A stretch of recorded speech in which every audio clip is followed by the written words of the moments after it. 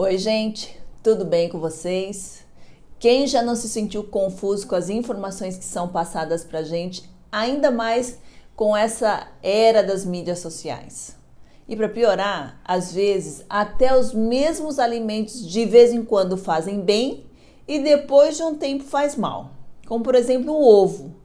Gente, quando eu era pequena, eu amava comer ovo. Acho que eu comia todos os dias. A minha mãe até falava, brincava que quando eu crescesse, eu ia ter que casar com um dono de granja, né? Aí começaram com aquele papo que ovo todo dia fazia mal, podia a clara, podia a gema. E como eu sempre tive problemas de peso, eu pensei, então deve ser o ovo, né? Aí eu parei de comer ovo. Até que começaram a falar que o ovo podia, só que não podia comer a gema. E agora todos falam que o ovo é ótimo e a gente pode comer sim todos os dias, que faz bem, né? E depois de toda essa confusão, eu voltei a comer os ovos, né? Meus queridos ovos, eu como todos os dias, eu acho que eu como tipo uns 3, 4, é claro que eu não como as gemas, né? Como uma gema que eu amo, mas enfim. Eu dei toda essa introdução para falar que nem tudo que falam é a verdade. E antes de acreditar, a gente precisa ir atrás dos fatos. E no vídeo de hoje eu quero falar de um alimento que também causa muitas dúvidas e que divide muitas opiniões, que é o consumo da soja.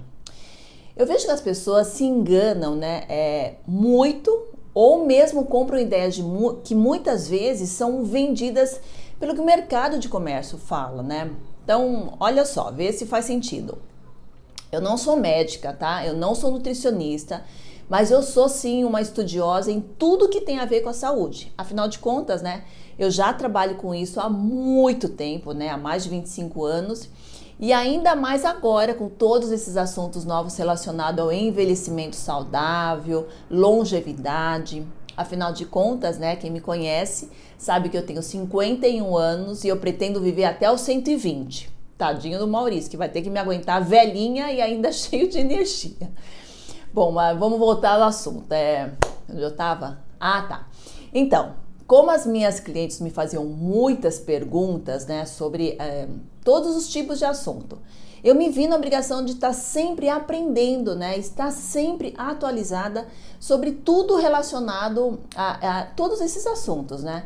E é claro que eu também me assustei quando eu comecei a ler os primeiros artigos que saíram sobre a soja. Mas aí, graças a Deus, eu cheguei à conclusão que eram mais notícias com segundas intenções do que realmente fatos. Eu acredito que vocês também vão concordar comigo depois de ver esse vídeo. Então vamos lá, vamos tentar entender os benefícios da soja.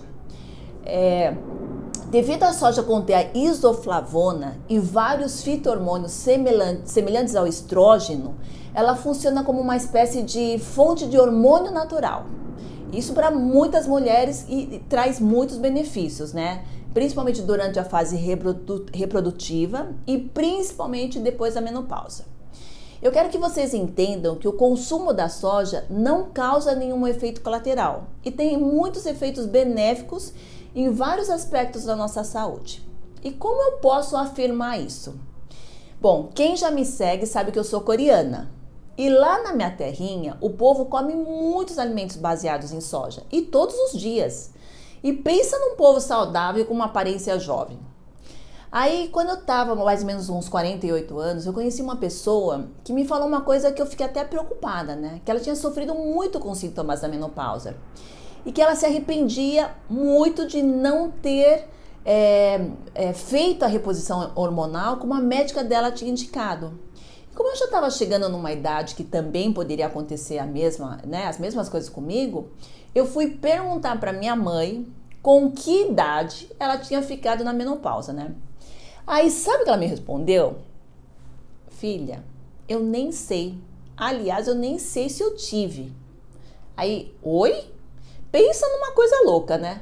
Mas até que foi bom, porque aí eu fui pesquisar sobre a minha raça. Eu acabei descobrindo que os orientais, em geral, tá? Não tem problemas com a menopausa. E que elas não fazem reposição hormonal. Olha que doido. Eu li uma reportagem sobre uma pesquisa feita na faculdade de Harvard, que em torno de 80% das americanas têm os sintomas da menopausa. enquanto que as orientais o número cai para 20. Aí eu vi vantagem, né? Que eu sempre falo brincando. A gente oriental já nasceu, né, com algumas desvantagens, tipo o olho puxado, o nariz mais achatado, desbundada. Então, alguma coisa tinha que ter de bom, né? E agora eu já descobri, não temos menopausa. Bom, mas brincadeiras, até mesmo porque não tem nada a ver com o olho puxado, né? Mas sim com os hábitos alimentares da pessoa. Então, mesmo eu, sendo coreana, se eu viver comendo porcaria e não comer a soja, não vai adiantar nada. Mas como eu cresci comendo as comidas da minha terra, que eu amo, comida coreana é uma delícia, sempre com muita soja, e ainda mais na vida adulta, eu comecei um novo estilo de vida baseado em suplementação, também com muita soja, então tô garantida. Tanto que todas as vezes que eu vou no meu médico e faço os exames, ele me fala que ainda não estou com nenhum sintoma de estar perto, né, perto da menopausa, sem falar, né, da saúde da minha mãe, que ela tem 82 anos, nem lembra se teve menopausa, e tipo assim, ela tem uma saúde de ferro, né, super bem.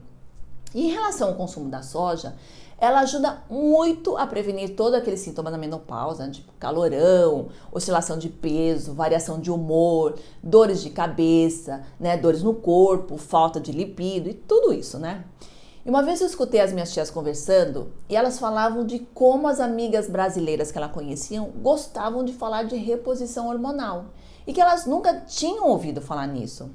Que lá na Coreia, né, isso é uma coisa estranha. E conversando com um médico coreano, ele me disse que realmente lá os médicos não recomendam, porque não sentem a necessidade de recomendar, já que não é uma coisa normal para eles, né? Então, poxa, eu falei mais um ponto positivo para isso. E uma das perguntas mais frequentes também em relação à soja, né, é sobre a relação da soja com o câncer. Algumas pesquisas mostraram que a soja diminui o risco de desenvolver o câncer. E as pesquisas apontam que a isoflavona, que contém a soja, ela inibe o crescimento de células cancerígenas, exatamente porque o fitohormônio ocupa o mesmo receptor do estrógeno, impedindo que ele chegue e fique ali, provocando alteração celular, que pode provocar o câncer, né? Infelizmente, essas coisas o mercado não fala. Aliás, falam bem o contrário. E a maior prova disso é que a taxa de mortalidade das mulheres orientais, né, é bem baixa em comparação às mulheres americanas e europeias, e é comprovado que é por causa dos hábitos alimentares do consumo regular da soja. Ou seja, os fatos mostram que, mais uma vez, tudo que é falado sobre a soja são mais boatos do que comprovações. E é claro que existem pessoas que têm alergia à soja, assim como os celíacos têm com a farinha de trigo, os intolerantes à lactose têm com os derivados ao leite.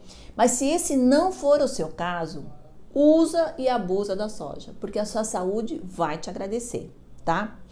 Se você gostou desse vídeo, compartilhe com os amigos, dá uma curtidinha e se você estiver no YouTube, aciona o sininho para saber quando eu vou postar um novo vídeo, ok? Beijinhos e viva para sempre jovem!